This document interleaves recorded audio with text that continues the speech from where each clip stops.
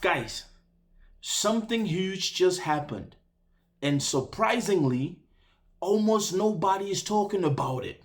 See, China has just approved Africa's biggest bank to process Chinese Yuan payment across 19 African countries. Yes, now you might be thinking, so what, Mr. J?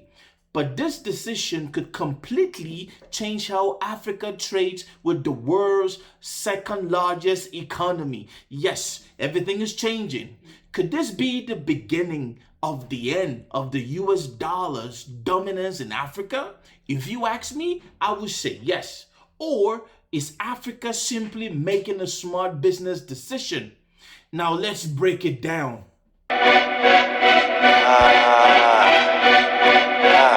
Shout out to Mr. J. Mexico Jazz. Mother Nature like, how the fuck you doing that, Mex? Trust me, I do a lot of shit like I'm doing much less. Got the mindset of DJ Khaled, I'm doing what's best. It's been body bags after body bags, so who is up next? China's central bank has officially authorized Standard Bank, Africa's largest bank by assets, to jointly clear payments in Chinese Yuan across 19 African countries. For the first time, businesses across much of Africa can settle many transactions directly in yen, Chinese Yuan, instead of converting everything into the US dollars first. That means faster payments, lower banking fees, less paperwork, and potentially cheap trade with China. Considering that China is Africa's largest trading partner, this is a massive development. You see, trade between Africa and China has been growing rapidly, and Beijing has also expanded tariff-free access for imports from dozens of African countries. Talk about Chinese making a full statement in the African continent. Now, let me say this, guys. This is a game changer, and I'm going to tell you why this matters. Now, think about how international trade normally works. Imagine a Cameroonian company buying machinery from China. Even if neither country uses the US dollar domestically, the payment often goes through dollars. Think about that. The money leaves Cameroon, goes to America, and then goes to China. Why?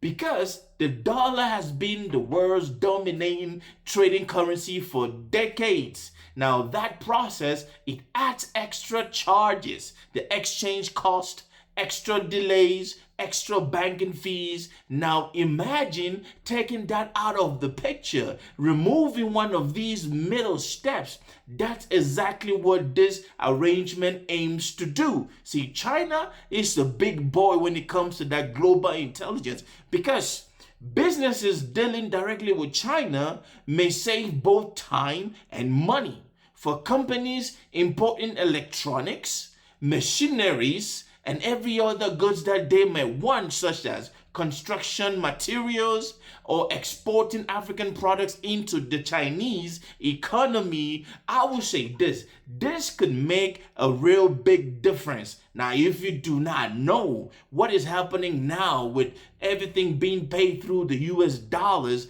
every time the money goes to the US, some charges are accrued, and as such, the people doing businesses, they have to pay these charges and take a whole lot of time to be cleared. Now, this is the bigger picture.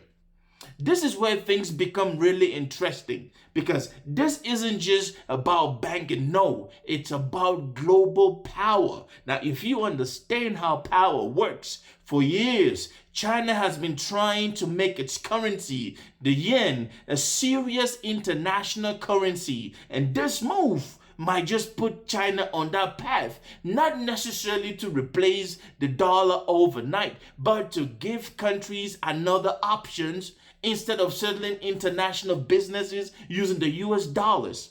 We've already seen China encouraging more countries to borrow and trade using the yen instead of the US dollars. Now, Kenya recently restructured some Chinese loans into yen. This reduces the borrowing cost, and other countries are reportedly studying similar approaches. So this isn't an isolated event. It's a part of a bigger and a larger strategy. But if you ask me though, with the mess that is going on in the US with this current regime, China is making those moves on the ground. Now, should Africa welcome this move? Now, as the son of the soil, this is what is more important. The most important questions for Africans to ask is this good for Africa? And of course, the answer isn't just a simply guess or what the political elite says. On one hand, lower transaction cost. Think about it. You want to buy something from a country that is closer to you, that money goes to America and then charges on it, and then the delay, all of this is going to be wiped out. Lower cost, faster trade, and a stronger access to the Chinese financial market could actually help African businesses to compete globally. But see, on the other hand, depending too heavily on any one foreign currency, whether it's the dollar, the yen, the mark, or the euro, this creates its own risk. If Africa replaces one dependency with another, has anything really changed? Perhaps the smart goal isn't chosen between Washington and Beijing. Perhaps it's actually building stronger African financial systems, expanding regional trade with other countries, and giving African currencies greater influence over time. Now think about it. A country like Cameroon doing business with a country like Nigeria, and they'll come to a consensus. Let's use either the Naira or the CFA francs. Yes, the CFA is a colonial currency, but still, it's still going to help. And giving African currencies this greater influence over time. So the conversation may even be more important than whether payment happens in the dollar or the Chinese yen. This is my conclusion. I will say this. This story isn't just about the banks. No, far from that. It's about the future of money, the future of trade, and Africa's place in the changing global economy. Because I will say this, ladies and gentlemen, the world is slowly becoming multipolar, and Africa may be one of the biggest battlegrounds in that transformation. Africa is vast. You feel me? So here's my question for you. Do you think that Africa should actually reduce its dependency on the US dollars?